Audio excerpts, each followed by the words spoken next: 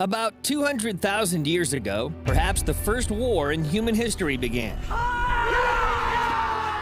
Homo sapiens fought over territory and resources with Neanderthals, and this led to the gradual extermination of the latter. But the animals began feuding long before man picked up a stick, and believe me, their wars have always been just as brutal. Let's go. This is a real ant's fortress. Impregnable walls of leaves and guards everywhere. A large and very successful colony lives here. But the cooler the colony, the more powerful enemies it attracts. If you've seen The Hobbit, you remember what happened to the dwarves of Lonely Mountain. For everyone else, let me explain. When they accumulated too much gold, a dragon flew in, set everything on fire, and took the gold and the mountain.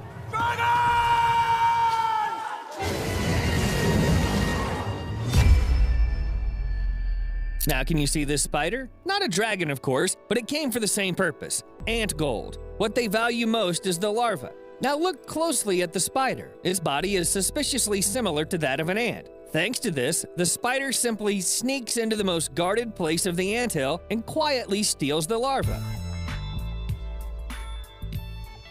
What about the guards? Surprisingly, they don't understand what's going on. Looks like Steve's brother, or his grandmother. Okay, let him go. Wait, the alarm?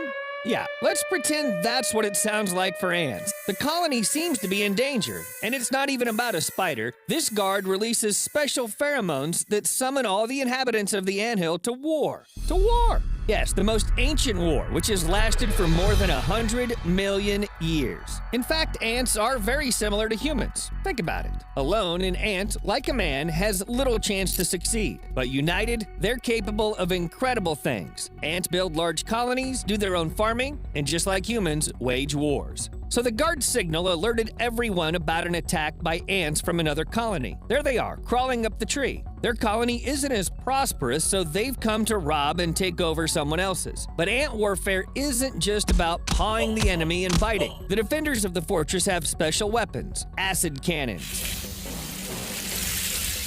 To humans, formic acid seems like some kind of funny sour liquid, but in the world of wildlife, it can save the life of an entire anthill. Or look, this huge ant belongs to the species Campanitas gigas, and it's considered one of the largest in the world. It can reach 3 centimeters in length, while the smaller ones are just regular weaver ants defending their stronghold. They have a special strategy to defeat such a giant. First, you have to immobilize it. See these guys? While they hold its paws and deprive it of resistance, the others quickly bite it and inject poison into the big ant's body. And here, neither the size nor the powerful jaws will help. The chemical weapon works. The giant is defeated. After that, the last invader dies.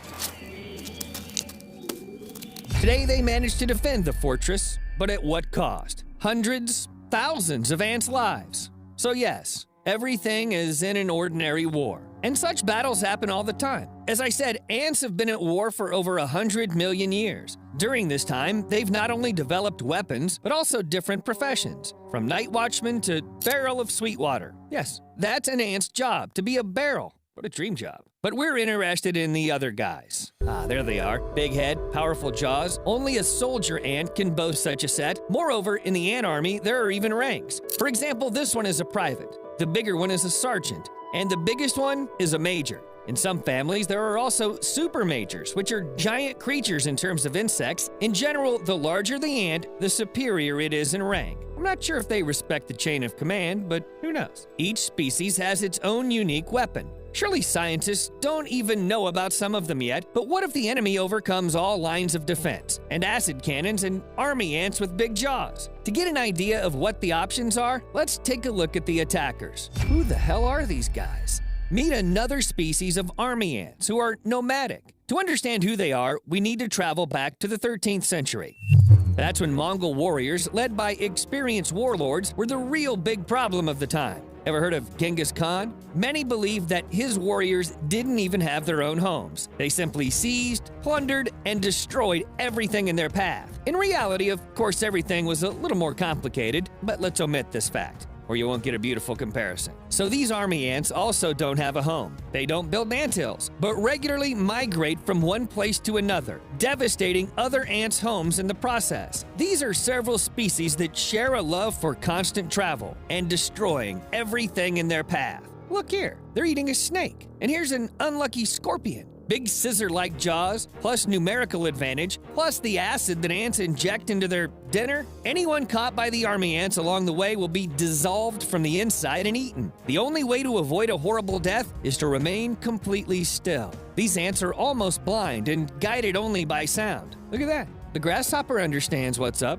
Otherwise, these ants can't be stopped by acid cannons or any other weapon. Probably human ones too, because, well, we can't shoot back at them, can we? So if nomads attack one colony, their nearest neighbors will know about it. Survival depends on it. When one anthill suffers defeat, the other is in full swing to evacuate everybody. They've spotted the army ants and are trying to save the ants' most precious possessions, the very ant gold that all the invaders want to steal. There's the saving of the larvae taking place. But there are also those who've learned to defend themselves in their own way. See that hatch? That's a gliding ant. This hatch is actually an ant itself. Most often they settle in a tree, taking cavities and cracks. The main feature of these ants is that they have a large concave army shield, which plays an important role in protecting the colony from the enemy. Some species also use it to glide if they accidentally fall from a great height. So when the same guard ant sounds the alarm, these guys cover all entrances and exits with their heads. The enemy just can't get in, and as strange as it sounds, a regular door is enough to protect them. The thick chitinous plate, like a cork, closes the entrance well.